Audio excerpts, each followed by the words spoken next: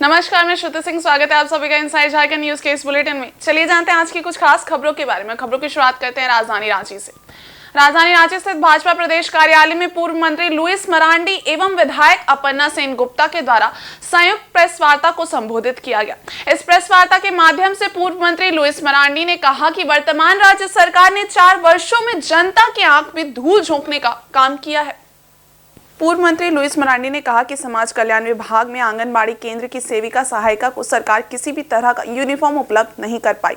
आज कुपोषण प्रतिदिन बढ़ रहा है। भाजपा की रघुवर सरकार में मुख्यमंत्री सुकन्या योजना शुरू हुआ था, उसे इस सरकार ने सिर्फ नाम बदलकर सावित्रीबाई फूले योजना के नाम से शुरू कर दिया और जनता को सिर्फ लूटने का काम किया है। रघुवर सरकार में 0 से ऊपर के कक्षा तक पैसा देने का प्रावधान था, लेकिन हेमंत सरकार सिर्फ 8वीं कक्षा से ऊपर तक को पैसा देने का काम कर रही है। ये तो उन गरीब परिवारों के बच्चों के साथ अन्याय है। उनके माता पिता उनको 8वीं तक की पढ़ाई कैसे करवाएंगे। केंद्र में पिछले सरकार ने जब रघुवर जी मुख्यमंत्री हुआ करते थे तो इस राज्य में आप लोग को ध्यान में होगा कि कुपोषण किस हद तक बढ़ा हुआ था। कुपोषण को खत्म करने के लिए, मिटाने के लिए पोषण सखी का नियुक्ति हुआ था इस राज्य में। लेकिन वर्तमान सरकार जैसे ही सरकार में आए और पोषण सखी का नियुक्ति उन्होंने रद्द कर दिया या खत्म कर दिया। उन लोगों को अब नौकरी से बर्खास्त कर दिया। तो मेरे ये कहने का मतलब है, ये मैं जिस तरह से अपने चुनावी वादों में महिलाओं के साथ भी उन्होंने वादा किया था, हम ये करेंगे, हम वो करेंगे, लेकिन ऐसा उन्होंने कुछ नहीं कर पाया। और जो अभी भी वो बातें जो बोल रहे हैं वो झूठ बोल बोल के लोगों को दिग्भ्रमित करने का उन्होंने काम करना शुरू कर दिया है। हम बताना चाहते हैं कि मुख्यमंत्री सुकन्या योजना जो शुरू हुआ था, पिछले सरकार ने शुरू किया था, लेकिन वर्तमान में उस योजना का नाम बदलकर सावित्रीबाई फुले के नाम से लागू है, चालू किया गया है। लेकिन हमारा ये कहने का मतलब है, आपका योजना तो वही है, लेकिन नाम बदल के आप क्या करना चाहते हैं। बोतल वही है, आपने ढक्कन सिर्फ बदल दिया है। तो इन्होंने इस तरह का काम किया है। पिछले सरकार ने 0 वर्ष से शुरू किया था यह पैसा देने का, जो एक स्लॉट में 5-5 हजार दिया जाता था, और इस सरकार में 8वां क्लास से देना शुरू किया है। तो अगर जो गरीब लोग हैं तो पहला से 8वां तक वो कैसे भेजेगा, कैसे पढ़ाएगा। कोई सीधा तो 8वां क्लास में भर्ती नहीं होगा। तो ये एक तरह से, इसीलिए हम बार बार बोल रहे हैं, लोगों को दिग्भ्रमित कर रहे हैं, उनके आंख में धूल झोंकने का वो काम कर रहे हैं। वहीं प्रेस वार्ता को संबोधित करते हुए निराशा विधायक अपर्णा सेनगुप्ता ने कहा कि 2019 में ठगबंधन की सरकार अपनी अपनी घोषणाओं में बड़े बड़े वादे इस राज्य की जनता को दिखाए थे। सरकार में आए तो महिलाओं को सुरक्षा देंगे। राज्य में महिलाओं की सुरक्षा की क्या स्थिति है, ये किसी से छुपा नहीं है। राज्य की बहू बेटियां कहीं भी सुरक्षित नहीं है। स्कूल कॉलेज की छात्राएं जब तक घर वापस नहीं लौटती तब तक माँ बाप चिंतित रहते हैं। 6 से लेकर 60 साल तक की महिलाओं का रेप, हत्या, उत्पीड़न इस सरकार में दिन प्रतिदिन बढ़ते जा रहा है। अभी हमारे पूर्व मंत्री लुइस मरांडी जी ने विस्तार से आपके समक्ष सारी बात को रखे। बस हमको और कुछ नहीं, कुछ 2-4 बिंदु ही कहना है। जैसे 2019 में जब ये गठबंधन की सरकार, मतलब ठगबंधन की ये सरकार, ये जेएमएम, कांग्रेस और आरजेडी की ये सरकार 2019 में घोषणा पत्र में इन्होंने बहुत सपना इस राज्य की जनता को दिखाए थे कि जब हम सरकार में आएंगे तो महिलाओं को हम सुरक्षा देंगे। सुरक्षा कहाँ मिल रहा है वो तो हमारे पूर्व मंत्री जी बताएं। चुनाव के समय बहुत वादा किए थे कि महिला सुरक्षा को देखते हुए कि जब हम सरकार में आएंगे तो महिलाओं के सुरक्षा को देखते हुए हमें महिलाओं का बैंक का स्थापना करेंगे। हमें महिलाओं के लिए थाना, इन्होंने खुद वादा किए थे 3 लाख आबादी में हम महिलाओं का थाना का मतलब हम स्थापना करेंगे। और हम लोग महिला जनप्रतिनिधि होने के नाते बराबर विधानसभा में क्वेश्चन करते हैं कि 3 लाख आबादी का जो आपने घोषणा किए थे 2019 में, वो कहाँ गया। इस पर हम लोग को बोलने नहीं दिया जाता है विधानसभा में। महिलाओं का जो खिलाफ अपराध रोकने में सरकार पुलिस पूरी तरह नाकाम साबित हो रही है। किसी तरह से ये सरकार महिलाओं का सुरक्षा हो, सम्मान हो, नहीं मिल रहा है। आप लोग देखते हैं शिक्षा के विषय में कस्तूरबा विद्यालय में बच्चियों का कोई सुरक्षा नहीं है। आए दिन कस्तूरबा विद्यालय में देखते हैं कि बच्चियां किसी तरह से गार्ड का व्यवस्था नहीं है। हम अपना विधानसभा में ही बोल रहे हैं, निरसा में, वहां से कुछ दिन पहले बच्चियां अचानक गेट से बाहर चल जा रही हैं, कोई सुरक्षा नहीं है। फिर पता चल रहा है कि वो अपना घर चल गई है। तो किस तरह से अपना घर वो चली गई, कोई सुरक्षा का व्यवस्था नहीं है। और इधर राजधानी रांची के झारखंड मुक्ति मोर्चा कैंप कार्यालय में पार्टी के वरिष्ठ नेता और केंद्रीय महासचिव सुप्रियो भट्टाचार्य द्वारा एक प्रेस वार्ता को संबोधित किया गया। झारखंड में लोकसभा चुनाव को प्रभावित करने के लिए भाजपा केंद्रीय एजेंसियों का इस्तेमाल कर रही है, इस प्रकार का आरोप झारखंड मुक्ति मोर्चा ने लगाया। केंद्रीय प्रवक्ता ने कहा कि प्रवर्तन निदेशालय की कार्रवाई पूरी तरह से राजनीति से प्रेरित नजर आती है। मुख्यमंत्री और सरकार को ईडी के द्वारा लगातार परेशान किया जा रहा है, जिससे जनता में खासा आक्रोश है। ईडी की कार्रवाई की वजह से विकास के कार्य भी अवरोध हो रहे हैं। ऐसे में आक्रोशित जनता किसी भी हद तक जा सकती है। जो संघर्ष करना जानता है, संघर्ष के दम पर बना। इधर जो अखबारों में आया कि 8वां समन भेजा गया, नोटिस की गई, और तमाम सूत्र के हवाले से संवाद माध्यमों में आया कि इसके कॉन्सिक्वेंसेस क्या होंगे। ईडी ने उस पत्र में लिखा। मेरा पहला सवाल, ईडी जब भी किसी को नोटिस जारी करती है, वो नोटिस का मजमून ईडी क्या पब्लिक डोमेन में डालती है? जब पब्लिक डोमेन में नहीं डालती तो ये भ्रम की सूचनाएं कहां से आती? एक बार 2 बार जो संवाद माध्यमों से जुड़े हुए लोग हैं वो व्यक्तिगत आकलन से कह सकते हैं,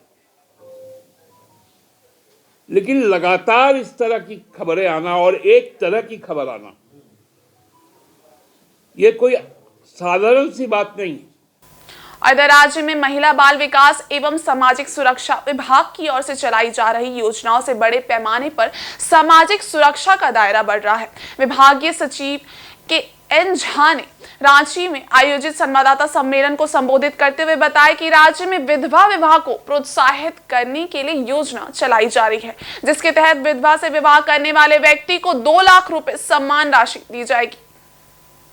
उन्होंने बताया कि समाज में ट्रांसजेंडर को उचित सम्मान मिले, इसके लिए इन्हें OBC 2 का दर्जा दिया गया है। इसके साथ ही ओल्ड एज होम की तर्ज पर झारखंड में ट्रांसजेंडर होम भी बनाया जाएगा। विभागीय सचिव ने बताया कि राज्य के सभी जिलों में ओल्ड एज होम हो, ऐसा सरकार प्रयास कर रही है, जबकि झारखंड के पलामू, दुमका और लातेहार जिले में ऐसे भवन का निर्माण किया जा रहा है जहां एक ही कैंपस में चिल्ड्रन होम और ओल्ड एज होम का काम कर सके।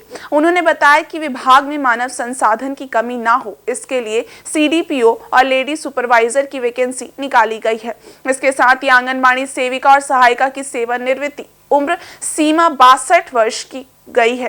सरकार की ओर से आंगनबाड़ी केंद्रों और उनमें पढ़ने वाले बच्चों के स्तर को सुधारने का प्रयास किया जा रहा है। आंगनबाड़ी केंद्रों में पढ़ने वाले बच्चों को विंटर यूनिफॉर्म के तहत स्वेटर दिया जाएगा, जबकि सामान्य दिनों के लिए विद्यालयों की तरह आंगनबाड़ी के बच्चों को भी यूनिफॉर्म दिया जाएगा। राज्य में फिलहाल 38,000 से अधिक आंगनबाड़ी केंद्र का संचालन किया जा रहा है।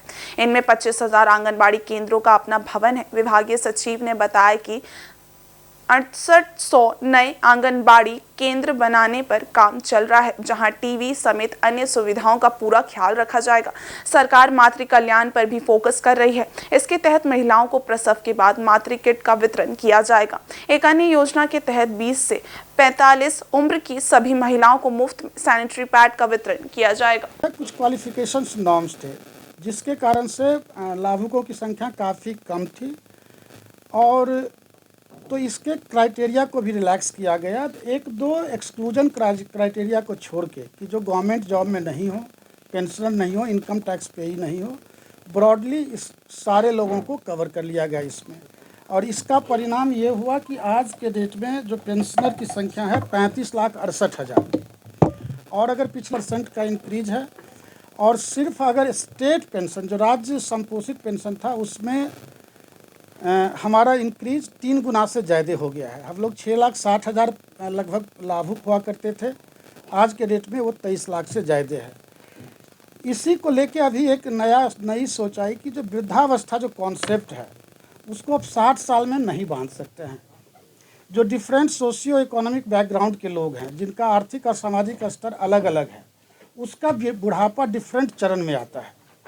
ये उससे भी जुड़ा हुआ मामला है। तो अभी माननीय मुख्यमंत्री जी का निर्देश हुआ कि जो हमारे अनुसूचित जाति हैं, अनुसूचित जनजाति और महिला बेनिफिशियरी हैं, उसको हम लोग वृद्धावस्था पेंशन 50 की उम्र की बात देंगे। मतलब वहीं 500 वर्षों के कठिन संघर्ष और तपस्या के बाद आगामी 22 जनवरी सोमवार को अयोध्या धाम में प्रभु श्री राम के प्राण प्रतिष्ठा समारोह से पहले जमशेदपुर वासी भी शहर को राममय बनाने के लिए अपने अपने स्तर से हर संभव प्रयास कर रहे हैं। इसी प्रयास के क्रम में बिष्टुपुर स्थित आंध्र भक्त श्री राम मंदिरम में 1100 दीप जलाकर मंदिर को राममय बनाया गया।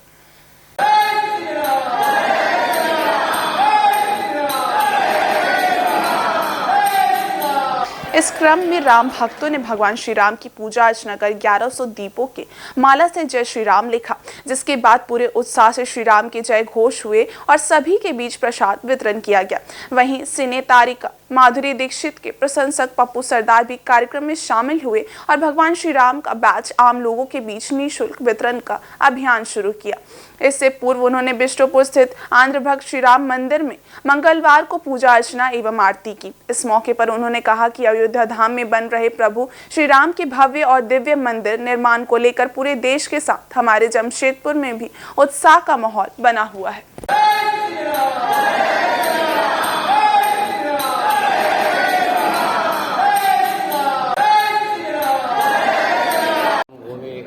अयोध्या मंदिर निर्माण के लिए हम लोग का ये बहुत अच्छा वाला बात है कि इतना साल का रुक गया है, अभी तो हो रहा है। तो अभी मनोहर चट पप्पू सरदार जो है तो राम जी का बैच बांट के और राम भगवान का संकीर्तन करने के लिए दिया हुआ जला रहा है। ये कार्यक्रम मैं नहीं, पूरा देश कर रहा है। और कभी हम लोग सपने में सोचा करते थे या कहानी सुना करते थे कभी श्री राम जी की अयोध्या के बारे में, फिर सपना था कि कब राम मंदिर कब राम मंदिर बनेगा। इस सपने को पूरा हो गया सपना, और इसका श्रेय हम लोगों से ज़्यादा हमारे माननीय प्रधानमंत्री नरेंद्र मोदी जी को और उत्तर प्रदेश के CM श्री योगी जी को जाता है। उन्होंने सारे दुनिया के, सारे संसार के, पूरे भारत का सर जो है गर्व से ऊंचा कर दिया है। इसका श्रेय उन लोगों को जाता है। जय श्री राम, जय श्री राम। बस इतना ही। अयोध्या में 500 वर्ष पूर्व राम मंदिर ध्वस्त करने के दौरान वहां के 105 गांवों के लोगों के द्वारा चमड़े का चप्पल और पगड़ी नहीं पहने जाने के प्रण को 22 जनवरी को लोगों द्वारा समाप्त किया जाएगा। ये जानकारी क्षत्रिय करनी सेना परिवार जमशेदपुर महानगर द्वारा प्रेस वार्ता कर दी गई, जिसमें सेना के राष्ट्रीय उपाध्यक्ष विनय सिंह ने बताया कि 500 वर्ष पूर्व बाबर द्वारा राम मंदिर को ध्वस्त कर बाबरी मस्जिद की नींव रखी गई थी। उस दौरान वहां 105 गांव के क्षत्रिय समाज के लोगों ने प्रण लिया कि जब तक पुनः राम मंदिर का निर्माण नहीं होता है तब तक भी लोग अपने पैरों में चमड़ा का चप्पल और सिर पर पगड़ी नहीं पहनेंगे। अब जब 22 जनवरी को राम मंदिर की प्राण प्रतिष्ठा होने वाली है तो इनका प्रण भी उस दिन समाप्त हो जाएगा, जिसे लेकर झारखंड क्षत्रिय करनी सेना 20 सदस्यीय टीम अयोध्या के 105 गांवों के मुखिया को पगड़ी पहनाकर सम्मानित करने का काम करेगी। 22 जनवरी को राम मंदिर का प्राण प्रतिष्ठा हो रहा है। इसके लिए पहले तो सभी को बहुत सारी शुभकामनाएं। आज से 500 साल पहले बाबर ने राम मंदिर का ध्वस्त किया था और साथ ही उसने बाबरी मस्जिद का नींव डाला। उसी समय वहां के 105 गांव के 90,000 क्षत्रिय राजपूत परिवार आके वहां प्रण किए थे कि जब तक राम मंदिर का निर्माण नहीं होगा तब तक पैरों में चमड़ा का चप्पल और सर पे पगड़ी नहीं पहनेंगे। यहां तक कि उन्होंने आज तक अपने घर में परिवार के शादी फंक्शन में भी कभी उन्होंने पगड़ी नहीं पहने। अब राम मंदिर का निर्माण हो रहा है, प्राण प्रतिष्ठा हो रही है, 22 जनवरी को अब वो लोग भी पहनना चालू करेंगे। सबसे बड़ी खुशी की बात है। साथ ही झारखंड करनी सेना की टीम 5 फरवरी को अयोध्या जाकर उन 105 गांवों के जितने भी क्षत्रिय हैं, वहां के जो प्रमुख हैं, उनको पगड़ी और साफा से पहनाएगी और सबका सम्मान करेगी। और इधर सरायकेला जिले के आदित्यपुर 2 रोड नंबर 14 से झारखंड हाई कोर्ट के सख्त आदेश के आगे आवास बोर्ड के आवंटित जमीन पर निर्माण का विरोध करने वाले लोगों की एक न चली। बुधवार अहरे सुबह ही जिला पुलिस प्रशासन दंडाधिकारी मौके पर पहुंचे। इसके बाद कब्जा दिलाने का कार्य प्रारंभ किया गया। आवास बोर्ड के प्लॉट संख्या 1-16-18 पर आवंटित दिवाकर कुमार, संजय कुमार और राजेंद्र कुमार को जिला प्रशासन द्वारा पुलिस बल तैनात कर कब्जा दिलाने का कार्य प्रारंभ किया गया। इससे पूर्व सीमांकन के बाद बाउंड्री कार्य का विरोध करने पर पूर्व पार्षद रिंकू राय समेत कुछ स्थानीय लोगों को पुलिस द्वारा हिरासत में ले लिया गया।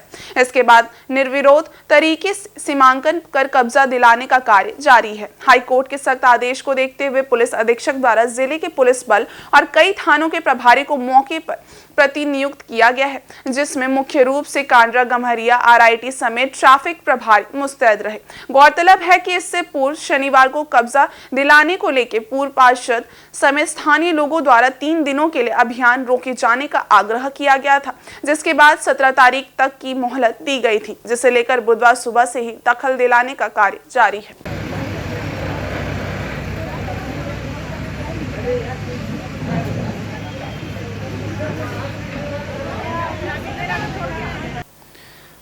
और वहीं वॉल्टियर रेल मंडल, सिंगापुर रोड और रामगढ़ स्टेशनों में रेल विकास कार्य किए जाएंगे, जिसके कारण रेलवे ने चक्रधरपुर रेल मंडल से गुजरने वाली 6 एक्सप्रेस ट्रेनों को विभिन्न तिथियों में परिवर्तित मार्ग से चलाने का निर्णय लिया है। वहीं रेलवे ने 21, 24, 25 जनवरी को टाटा एर्नाकुलम टाटा एक्सप्रेस का परिचालन चक्रधरपुर, राउरकेला, झारसुगुड़ा और बोरीवली स्टेशनों के बीच रद्द कर दिया है। जिन ट्रेनों का मार्ग बदला गया है उनमें 21 और 25 जनवरी को टाटा एर्नाकुलम एक्सप्रेस, 21 और 24 जनवरी को एर्नाकुलम टाटा एक्सप्रेस, 19 से 27 जनवरी तक जगदलपुर हावड़ा संबेलेश्वरी एक्सप्रेस, 19 से 26 जनवरी तक राउरकेला जगदलपुर इंटरसिटी एक्सप्रेस, 20 से 27 जनवरी तक जगदलपुर राउरकेला इंटरसिटी एक्सप्रेस शामिल है।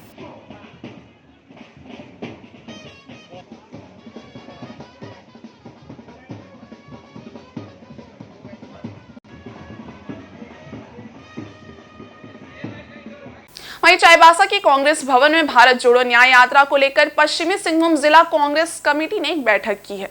जिला अध्यक्ष चंद्रशेखर दास की अध्यक्षता में हुई इस बैठक में भारत जोड़ो न्याय यात्रा को सफल बनाने को लेकर चर्चा की गई। बैठक में मुख्य रूप से सिंहभूम की सांसद से झारखंड प्रदेश कांग्रेस कार्यकारी अध्यक्ष गीता कोड़ा भी मौजूद थी।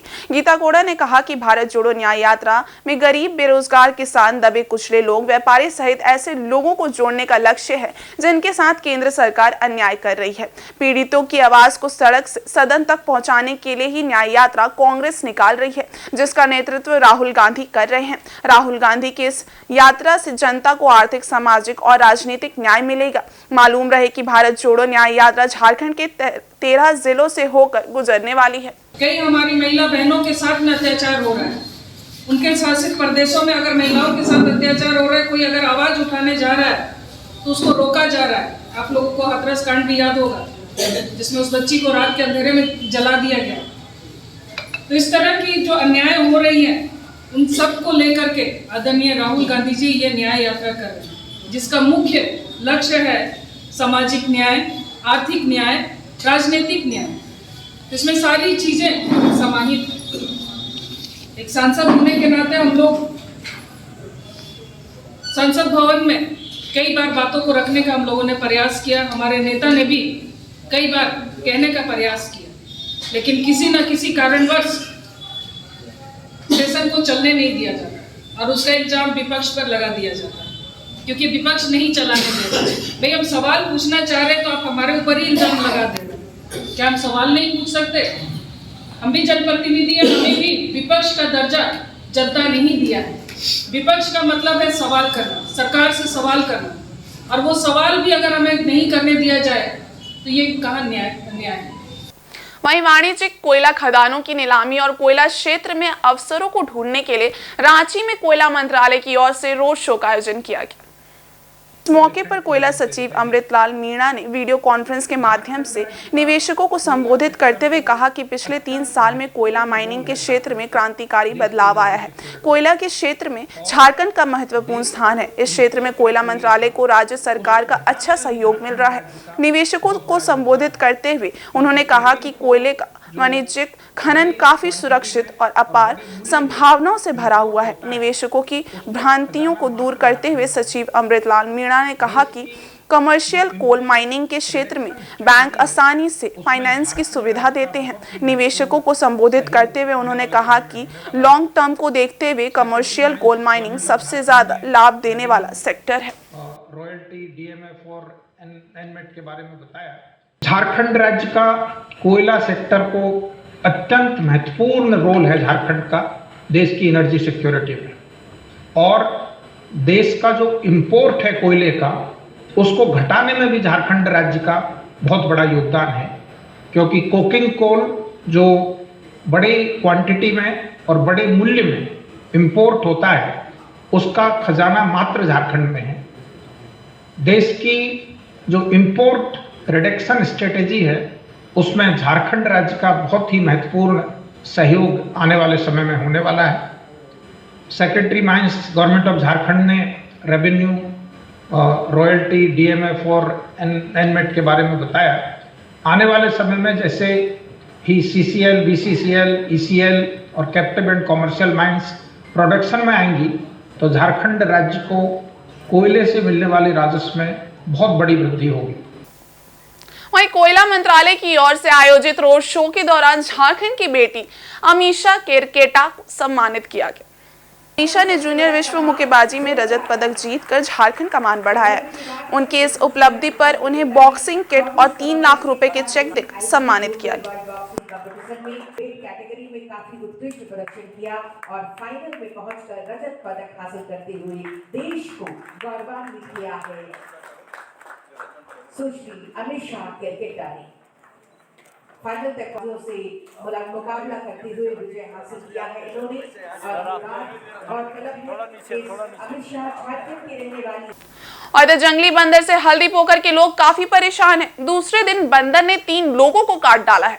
वन विभाग द्वारा बंदर को पकड़ने का प्रयास किया गया, परंतु वन विभाग इस प्रयास में विफल रहा।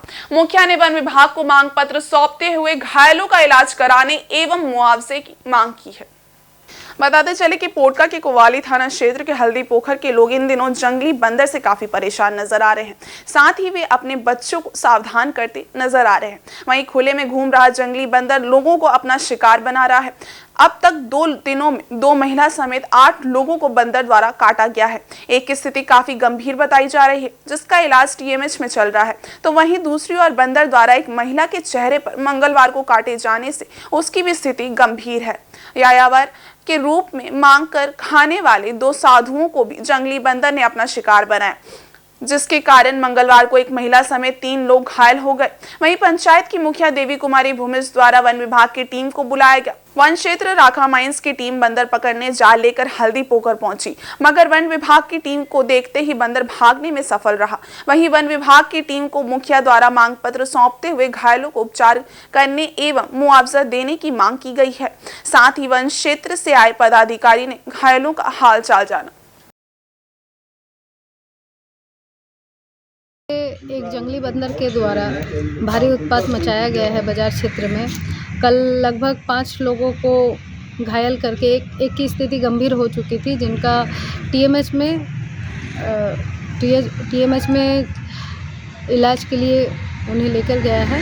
और साथ ही साथ मैं यहाँ पर देख रही हूँ कि आज फिर से बंदर के द्वारा एक महिला समेत 3 लोगों को और घायल कर चुकी है, जिसके चलते मैंने वन विभाग से संपर्क किया। साथ ही साथ में यहाँ के थाना प्रभारी के द्वारा भी वन विभाग को संपर्क करके यहाँ पर तत्काल बुलाया गया, लेकिन अब तक मैंने वन विभाग जो है विफल होकर बेरंग निकली, क्योंकि बंदर भागने में सफल रहा।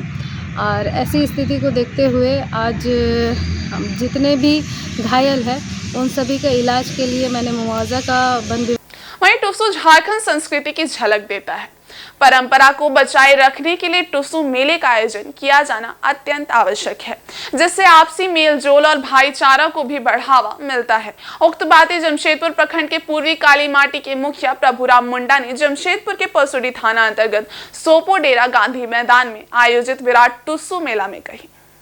सोपोडेरा गांधी मैदान में टुसू मेले में आसपास क्षेत्र से बड़ी संख्या में टुसू प्रतिमाएं शामिल हुई। इस वर्ष भी यहां टुसू प्रतिमाओं के बीच प्रतियोगिता का आयोजन किया गया। पारंपरिक तरीके से सुसज्जित प्रतिमाओं को लेकर नाचते गाते लोग पहुंचे। वहीं टुसू मेला में लोगों की भारी संख्या में भीड़ मेले में उमड़ती रही। इस मौके पर टुसू मेला कमेटी द्वारा आयोजित सम्मान समारोह में जिला परिषद उपाध्यक्ष पंकज सिन्हा, मुखिया प्रभुराम मुंडा आदि का विशेष योगदान रहा। आयोजित टुसू मेले में सर्वश्रेष्ठ प्रतिमाओं को इनाम से सम्मानित भी किया गया।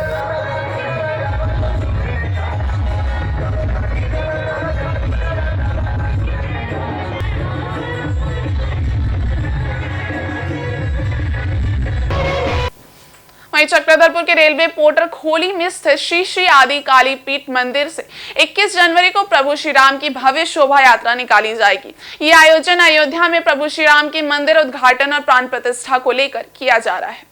इसकी जानकारी मंदिर के पुजारी आचार्य राजू मिश्रा और मंदिर के प्रबंध समिति के द्वारा दी गई। बताया गया कि 21 जनवरी को श्री श्री आदि काली पीठ मंदिर में श्री राम आनंद महोत्सव मनाया जाएगा। इस उत्सव के दौरान मंदिर से भव्य शोभा यात्रा निकाली जाएगी, जिसमें भव्य झांकी और कलश यात्रा आकर्षण का केंद्र होगी।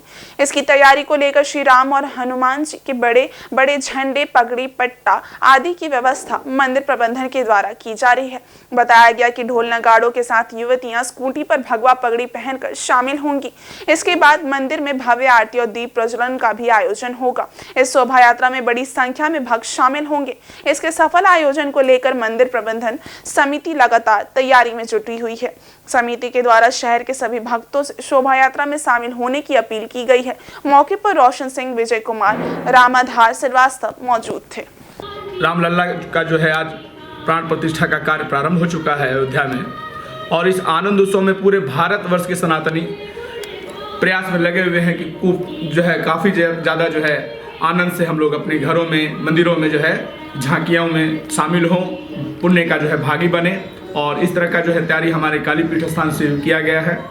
भव्य झांकी, कलश यात्रा आदि जो है होगी 21 तारीख को, जो कि प्रातः 9 बजे से रखा गया है। तो जो भी इस न्यूज़ को देख रहे हैं, सुन रहे हैं, वो सारे लोग यहाँ पर आए और इस जो है पुण्य का भागी को जो है आनंद लें। जय श्री राम, जय माता दी। और इस बुलेटिन में बस इतना ही। ब्रेक के उस पारे कुछ और खास खबरें, तब तक के लिए देखते रहिए इनसाइड झारखंड न्यूज़। धन्यवाद।